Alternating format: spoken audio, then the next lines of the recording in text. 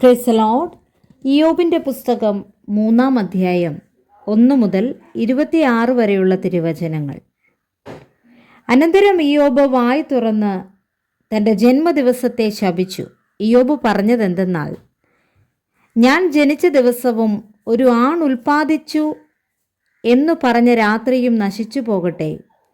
ആ നാൾ ഇരുണ്ടു പോകട്ടെ. മേലിൽ നിന്ന് ദൈവം അതിനെ കടാക്ഷിക്കരുതേ. പ്രകാശം അതിന്മേൽ ശോഭിക്കേമരുതേ. ഇരുളും അന്ധതമസും അതിനെ സ്വാധീനമാക്കട്ടെ. ഒരു മേഘം അതിന്മേൽ അമരട്ടെ.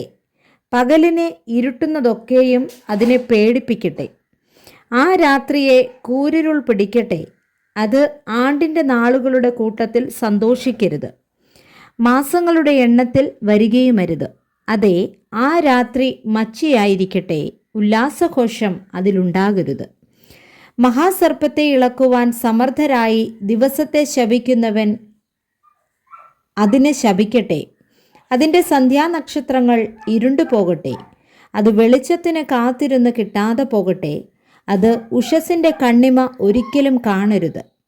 അത് എനിക്ക് ഗർഭദ്വാരം അടച്ചില്ലയോ? എൻ്റെ കണ്ണിന് കഷ്ടം മറച്ചില്ലല്ലോ? ഞാൻ ഗർഭപാത്രത്തിൽ വെച്ച് മരിക്കാഞ്ഞതെന്ത്? ഉദരത്തിൽ നിന്ന് പുറപ്പെട്ടപ്പോൾ തന്നെ പ്രാണൻ പോകാതിരുന്നതെന്ത്? മുഴംകാൽ എന്നെ ഏറ്റുകൊണ്ടത് എന്തിന്? എനിക്ക് കുടിപ്പാൻ മുല ഉണ്ടായിരുന്നതെന്തിന്? ഞാൻ ഇപ്പോൾ കിടന്ന് വിശ്രമിക്കുമായിരുന്നു. ഞാൻ ഉറങ്ങി വിശ്രാന്തി പ്രാപിക്കുമായിരുന്നു. തങ്ങൾക്ക് ഏകാന്ത നിവാസങ്ങൾ പണിത ഭൂരാജാക്കന്മാരോടും മന്ത്രിമാരോടും അഥവാ കനകസമ്പന്നരായി സ്വഭവനങ്ങൾ വെള്ളികൊണ്ട് നിറച്ചുവെച്ച പ്രഭുക്കന്മാരോടും കൂടെ തന്നെ. അല്ലെങ്കിൽ ഗർഭമലസിപ്പോയിട്ട് കുഴിച്ചിട്ടു കളഞ്ഞ പിണ്ടം പോലെയും വെളിച്ചം കണ്ടിട്ടില്ലാത്ത പിള്ളകളെപ്പോലെയും ഞാനില്ലാതെ പോകുമായിരുന്നു. അവിടെ ദുർജനം ഉപദ്രവിക്കാതെ ഇരിക്കുന്നു. അവിടെ ക്ഷീണിച്ചു പോയവർ വിശ്രമിക്കുന്നു. അവിടെ ബദ്ധന്മാർ ഒരുപോലെ സുഖമായിരിക്കുന്നു.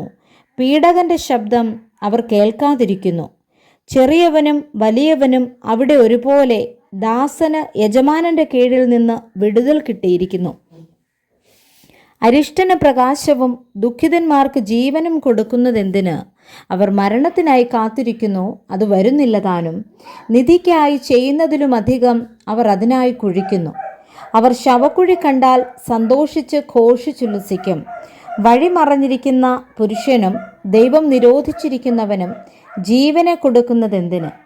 ഭക്ഷണത്തിനു മുമ്പേ എനിക്ക് നെടുവീർപ്പ് വരുന്നു. എൻ്റെ ഞരക്കം വെള്ളം പോലെ ഒഴുകുന്നു. ഞാൻ പേടിച്ചതു തന്നെ എനിക്ക് നേരിട്ടു. ഞാൻ ഭയപ്പെട്ടിരുന്നത് എനിക്ക് ഭവിച്ചു. ഞാൻ സ്വസ്ഥനായിട്ടല്ല, വിശ്രമിച്ചില്ല, ആശ്വസിച്ചതുമില്ല, പിന്നെയും അതിവേദന എടുക്കുന്നു. Praise the Lord. വായിച്ച വേദഭാഗങ്ങളാൽ കർത്താവ് നമ്മെ അനുഗ്രഹിക്കുമാറാകട്ടെ. ആമേൻ.